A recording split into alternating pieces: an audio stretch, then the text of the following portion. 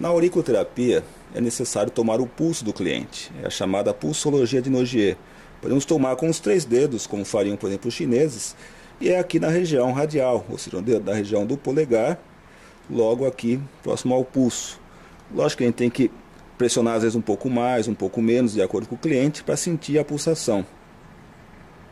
Quando a gente acostuma com o pulso, a partir daí, sempre que nós passarmos um estímulo por uma região que estiver em desequilíbrio, por exemplo, uma zona reflexa, seja na orelha, na mão ou nos pés, o pulso dá um pequeno sinal assim. Parece que é uma onda, né? Alguns sentem quando a onda passou, então dá a impressão que o pulso subiu, ficou mais nítido. Outros sentem quando a onda desceu, dá a impressão que o pulso deu uma sumida repentina. É coisa assim de 1 segundo.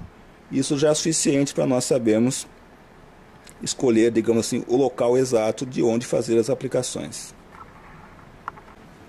Continuando tomando o pulso, eu estou aqui com uma ponta metálica. Isso aqui é um bastão, um palpador de pressão vendido em qualquer loja de acupuntura. Ele tem uma molinha aqui, ele não fura.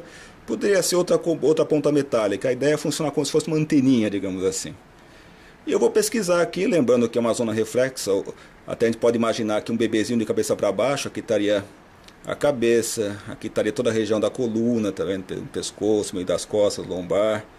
Aqui estaria a mão, aqui estaria os pés, as pernas, aqui os órgãos internos. Nós vamos nos ater ao que seria equivalente aos meridianos em relação aos 5 movimentos chineses. Então vamos ver os movimentos madeira, o movimento terra, fogo, a água e a rocha, o metal, né? Então vou pesquisar aqui. Essa região aqui em cima é a região do meridiano dos rins. O pulso dela até deu um sinal razoável. De repente poderia ser uma cliente que tivesse com alguns medos, algumas questões ligadas em que ela precisa se mostrar muito forte. Poderia pegar aqui essa região. Em todo caso, vamos olhar também o que seria equivalente ao outro meridiano, a água, que é a da bexiga, que fica aqui nessa região. Não reagiu tanto quanto dos rins. Já que eu estou aqui, vamos pegar também aqui a região que seria do intestino delgado, intestino grosso. Então me deu uma certa reação, mas não tão forte. Vamos pegar aqui, vou até virar um pouco o rosto da cliente só por questões de câmera, jamais ia fazer uma coisa desconfortável para o cliente, né? Então aqui estou vendo a região de baço pâncreas, também bem ativa, ou seja, uma pessoa muito preocupada, muitos pensamentos, né? Aqui a região do fígado, de uma certa raiva ainda, a vesícula, mas não está ainda tão forte quanto os pensamentos. O estômago também tem a ver com também o mesmo movimento do baço pâncreas, que seria o movimento terra, também bem ativo em relação ao pulso. Pulmão, uma tristeza considerável aqui. Mas os que mais deram sinais aqui foi realmente o do baço pâncreas e o do pulmão, que são os que nós vamos trabalhar aqui. Eu continuo aqui tomando o pulso da cliente. Aqui eu peguei, no caso, um ímã e uma pinça metálica, né? A pinça metálica também poderia ser usada para localizar os pontos. O ideal é que ela tivesse uma ponta um pouquinho mais fina. Mas no caso aqui, o que eu vou ter que descobrir é se eu vou usar o lado norte ou o lado sul do ímã. E para saber isso, eu vou voltar nos pontos que eu descobri, que no caso era o baço pâncreas e o pulmão, e testar um lado do ímã e depois o outro lado do ímã. Uma coisa meio rápida. O lado que for mais conveniente nesse momento, para aquele ponto, o pulso vai dar novamente o sinal. Vamos lá.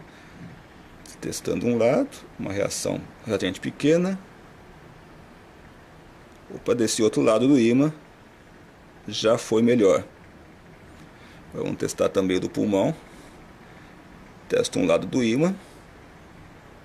Opa, esse outro lado do ímã é que deu o melhor resultado. E agora eu vou pegar fitas micropore para poder fixar esses ímãs no local exato. Com a pinça e já o ímã do lado certo no micropore, tomando o pulso do cliente, eu volto exatamente onde era e pesquiso. O ímã vai ser como se fosse uma anteninha também.